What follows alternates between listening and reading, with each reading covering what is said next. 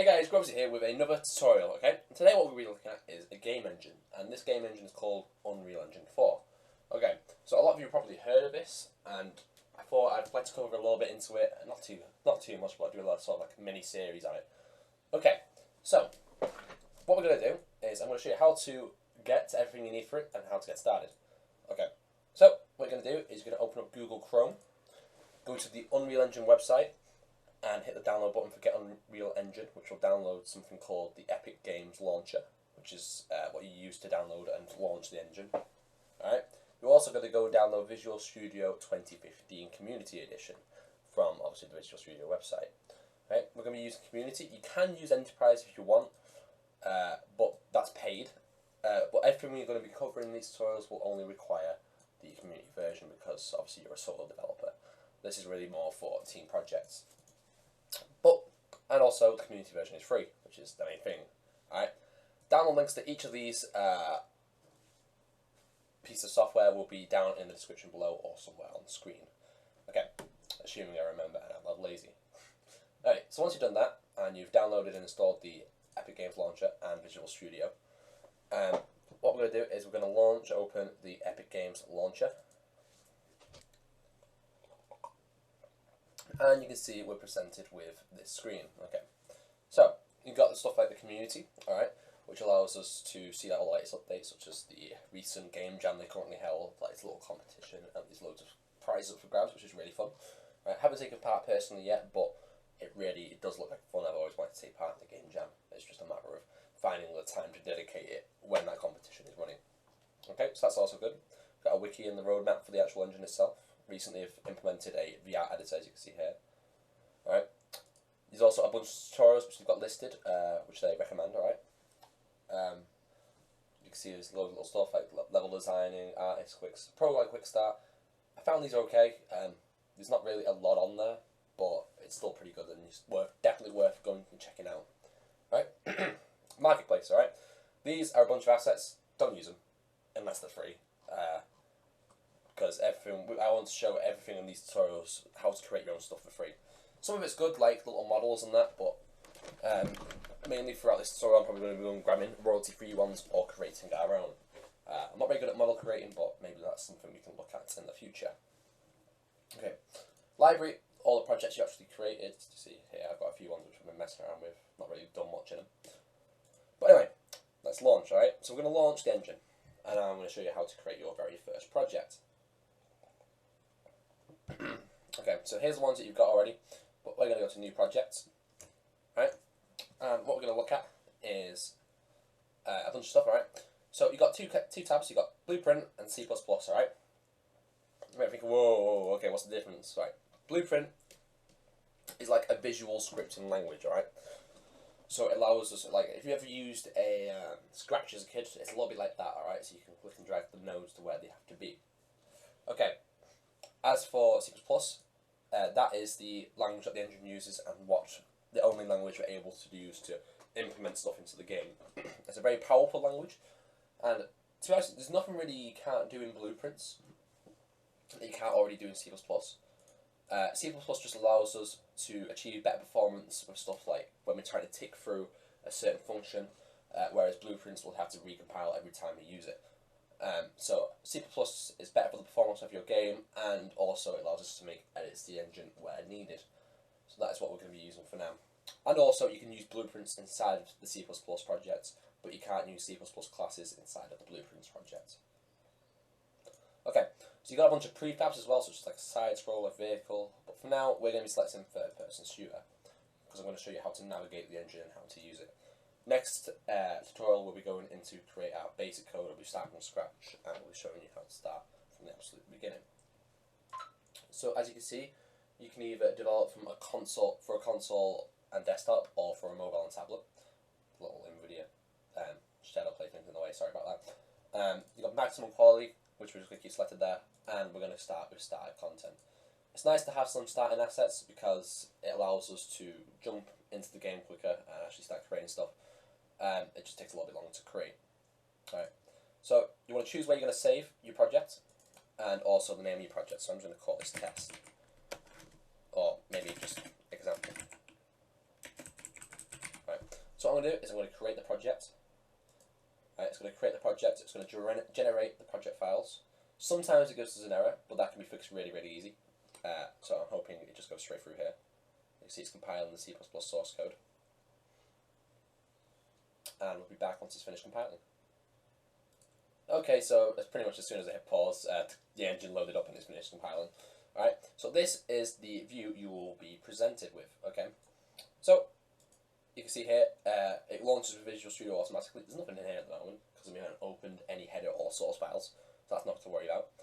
You can see that it's going to pass through the solution, it's going to try and find everything so that we can integrate our own projects with the Unreal Engine 4. So you see there's 2 projects in here. Okay. But for now, what we're going to do, while that's passing through its files, we're going to look at the editor itself. As you can see, it's a pretty simplistic design, alright? So we can look through everything that's already in here. So this is the default level that loads with third person, and obviously this is the little game view, alright? But let's get started over here, alright? So you obviously got your regular stuff you'd expect from an editor, like file, edit, window, and stuff like that, alright? You've got your tabs at the top for any maps you load up, alright? But for now we only have the one. You've got modes, okay? So we can like place objects in the game from this tab. We can like bring in cubes, we can do whatever we want. We can paint stuff, we can build terrain. As you can see, the terrain goes for miles and miles, depending on what size you set your height map to, which we'll cover in another episode. You've got foliage we can create, we haven't got any yet, and also like generate like geometry editing for like, little boxes and stuff. Okay, so that's pretty cool, pretty simple, and that's about it for that. Right, down here you've got all your assets, okay? So you can see here we've got like stuff like the mannequin and what goes into the mannequin, such as animations we get for it, like it's running and it's walking. It's mesh, such as skeletal mesh, all sorts of good stuff like that. Down here we've got our C++ classes, alright, which is inside of the content browser still, but it's in a sort of separate folder. Alright, examples of the project we called, and you can see our 2 C++ classes. You've got our example game mode and our example character. Alright. Which we can then open in Visual Studio once it's done passing through everything. Okay, on the right you've got the detail editor, alright, so you can see here we've got this little cube selected, which you can also see we've got it selected in our world outliner. So anything we select inside of our world outliner will come up in our details panel here. We can change stuff for it, such as its static mesh, its material, so we can change the material to something like, I don't know, clay. Did it work? I think I may have crashed it. I hope I haven't crashed it. Oh, no, there we go. Okay, it just took its time. Okay, so we changed the material to clay. It's not looking very high resolution because it's not designed for this object, but, you know, nevertheless, it still works. Alright, so, that's all it is to the world outliner on the detail panel. We can change like the sun brightness, because we've got the sky sphere blueprint, so that will make the top brighter if we want to edit that and make it a little bit brighter, make it darker. We can change the cloud speed, as you can see it's animated up there. We can change it to a higher speed, which is like 4 or 5. Well, we keep moving it, it'll start to go faster and faster, but we're just going to keep it down at 2 for now. Okay. So that's that, okay? Now the game view, alright? This is one of the most important things inside of your editor and you'll use it very, very regularly. So to start interacting with the game view, just click on it, alright? You might select an object, but it doesn't matter, okay? And you can pretty much move around in it like you would a normal game. So what you have to do is you have to hold right click, like that, and you can start looking around. And you can use W, A, S, and D to start moving around like you normally would, you know, space, but you're going to look up to go up, down to go down, stuff like that. But that's not very efficient for us to have to keep going like that to look around the editor. So there's a bunch of different things we can do to sort of make us more efficient. If you hold both mouse buttons down, you can go up and down like that, okay, and move left and right on a single pane. So that will just keep your x-axis the same, so you don't have to move. Alright, so you can just move around like that. Okay, you can increase the speed of which you go by bringing up scroll wheel. If you scroll up, you'll go faster and faster. If you scroll down and you need more precise editing, you could bring yourself down to a slower speed.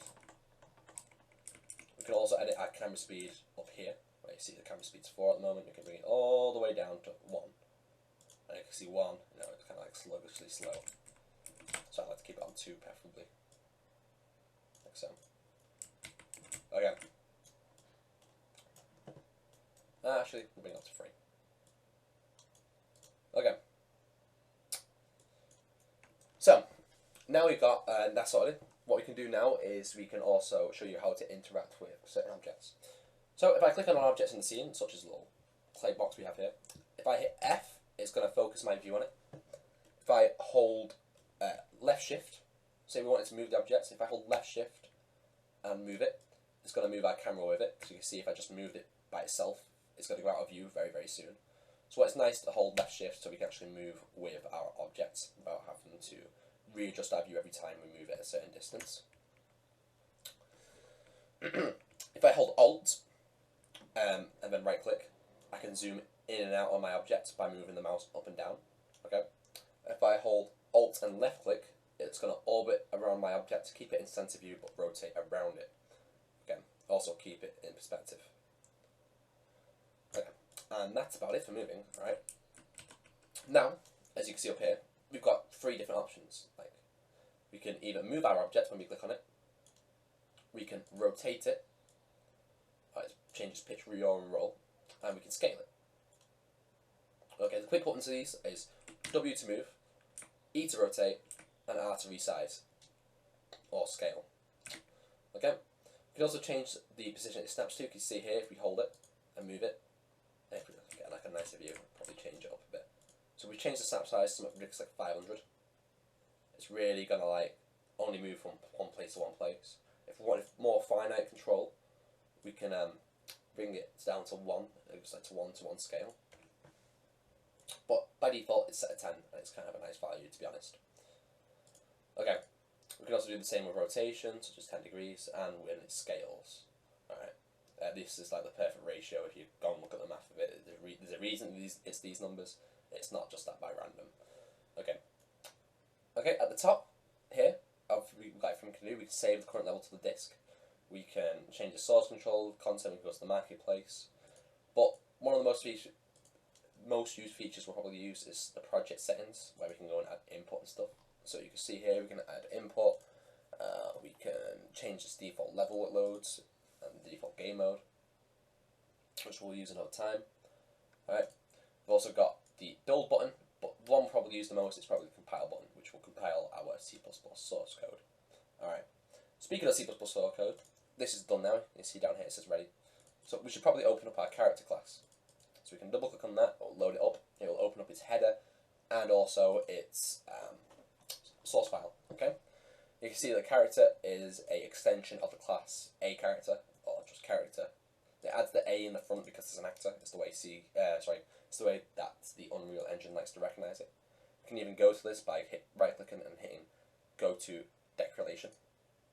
It will show us this. You can even open up the class with its header file by going to definition. It will show you everything in here, all the variables we can access if we really wanted to, such as the jump stuff and all that, and that allows us to create the methods inside of our source file. Okay, but don't feel too overwhelmed. Alright, this is all C++ syntax. I do recommend you go and learn a bit of C++ before looking at these tutorials, but it is not necessary, as I will cover everything and I will show you every little bit of code I write. So there's no need to worry about that.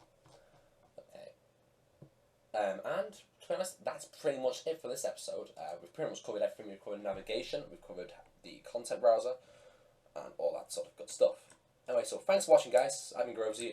If you like the video, like it. If you didn't like the video, dislike it. Leave a comment down below what you want to see next, or how you think I should improve this little mini-series.